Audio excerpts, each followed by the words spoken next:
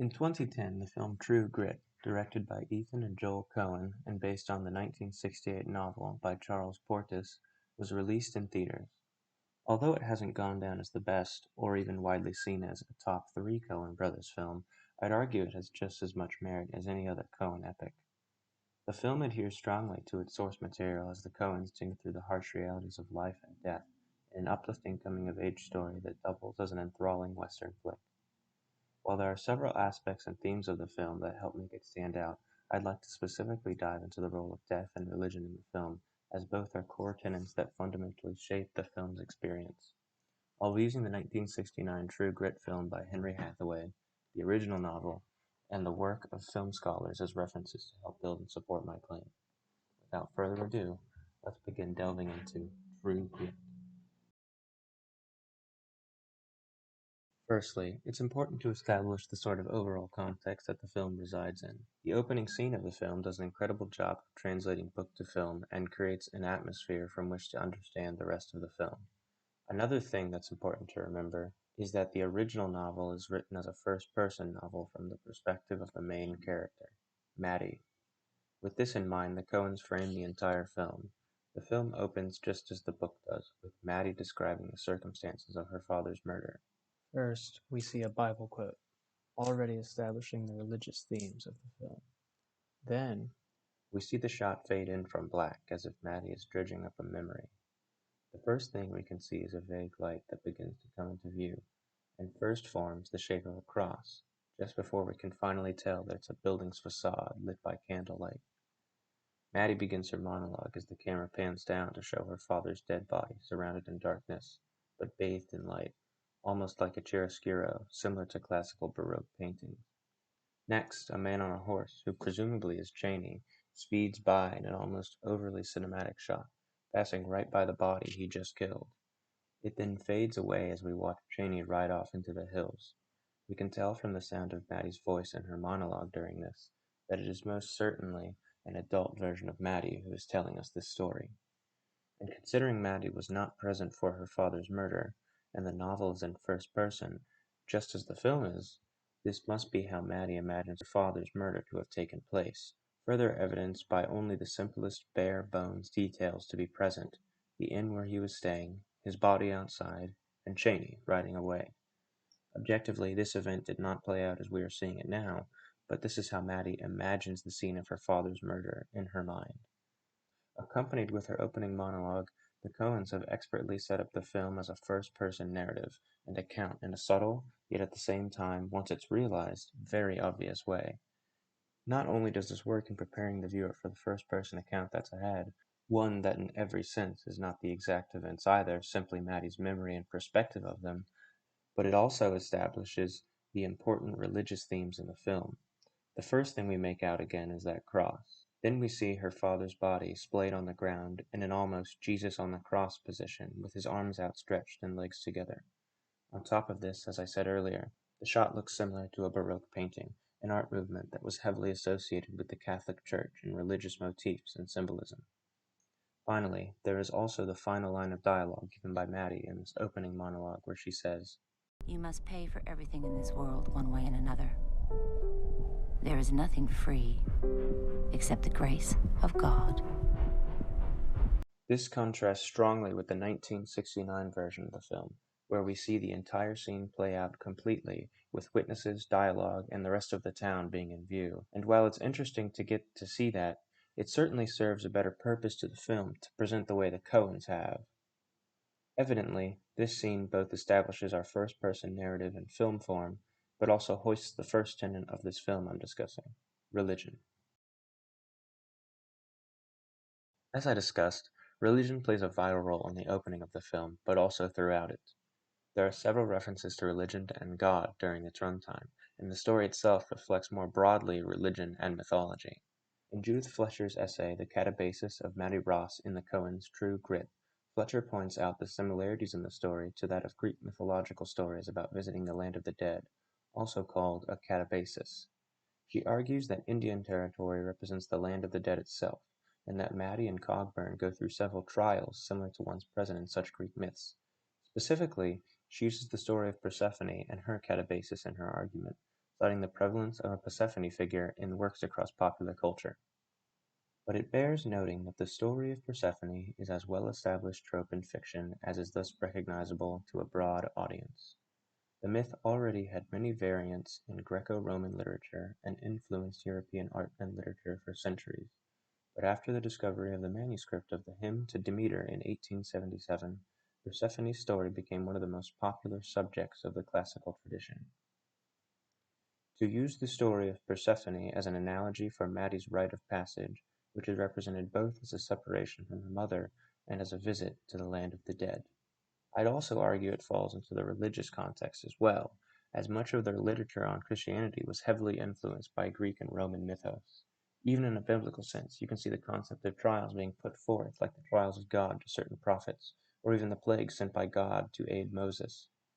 There is even a good argument to be made that it connects to Dante's Inferno, in that there are different levels of hell, except the different levels of hell are interpreted as different trials of hell. Nevertheless, religion in the film is quite evident, but it's often bundled in with the other core tenet of this film, that being death. Nearly all religious theming in the film has to do equally with death, whether it be symbolism for hell or Jesus on the cross. In fact, the multiple hanged bodies we see could even be directly referencing Jesus' execution. Religion certainly plays a powerful role in shaping the story and characters, not only in providing a sense of righteous justice to Maddie, but visually and symbolically, acting upon the idea of the God-fearing Christian and how entangled with death it is. Which is honestly very accurate to the time period, since that brand of religious dogma was hugely popular across the US at that time.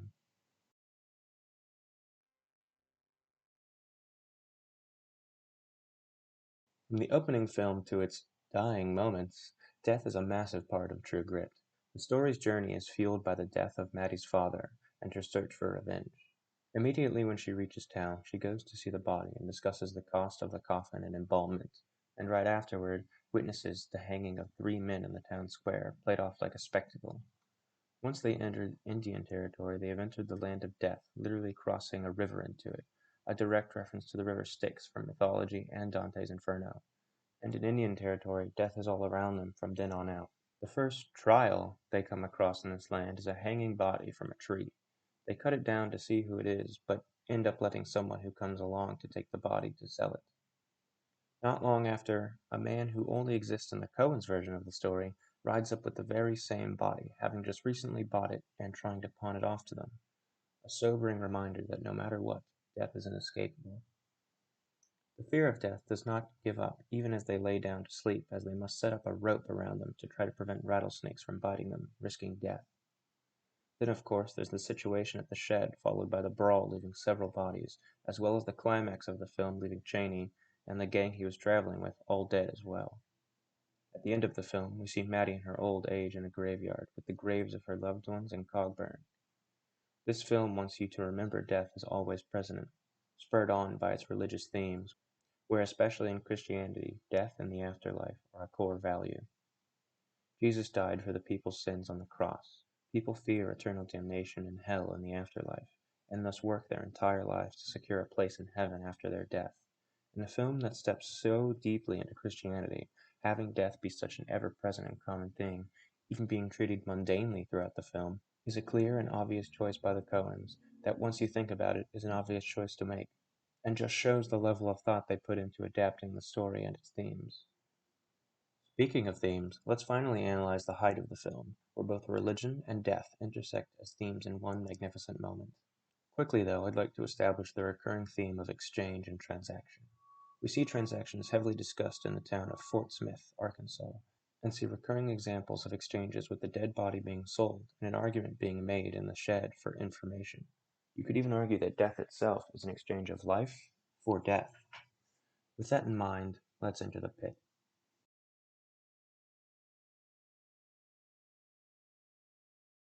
Maddie fatally shoots Chaney, and the blowback from the gun sends her flying backwards into a hole. It is interesting to note that in the novel she shoots Chaney in the head, but the Coens have him being shot in the chest, then falling off a cliff, lending some credence that there could be doubt that Maddie killed him, and that perhaps the fall did it for her. Nevertheless, here she falls into a literal pit of death, complete with a rotting corpse, a direct allegory for hell. By committing the sin of murder, Maddie is immediately rewarded with the situation she finds herself in.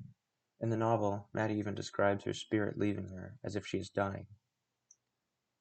I had the fanciful notion my spirit was floating out of my body, escaping through my mouth and nostrils.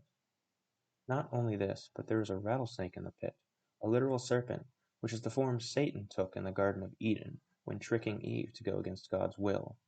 The serpent has always represented Satan, temptation, and evil in Christianity, and in this moment it only confirms the idea that Maddie has been sent straight to hell for her sin.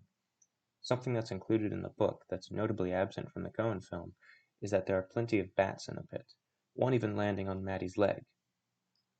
It came to me that there were bats in the cavern below. Bats were making the noise, and it had been a bat that attached himself to my leg. This is of course important to note, because in Christianity, bats represent messengers of the devil. So here in the novel, we first have the messengers of the devil, before Maddie comes upon the devil himself in the form of the rattlesnake. It's not over though. As Fletcher points out in her essay, the same hand that pulled the trigger on Cheney is the same that gets bit by the rattlesnake, eventually leading to her losing that arm. This is a direct transaction made by Maddie. She shot Cheney, and Karma transacted her arm for it. Now, of course, this is only possible because she makes it out alive. Cogburn arrives to give Maddie her second chance at life, and pulls her out of hell using the very rope he used to defend himself from snakes. This could very well serve as a reference to the idea of forgiveness and repentance in Christianity, in that Maddie has already repented for her sin of murder when the snake bit her, allowing her to be brought out of hell and back into the light. True Grit is an excellent example of the Coens taking a classic piece of American literature and adapting it in a way that stays wholly faithful to the original work and builds upon it using its themes and ideas to propel the ideas of the story forward. An often underrated part of Coen's filmography, True Grit exemplifies the Coens' approach to storytelling and showcases their depth of understanding in the original work's themes on religion and life.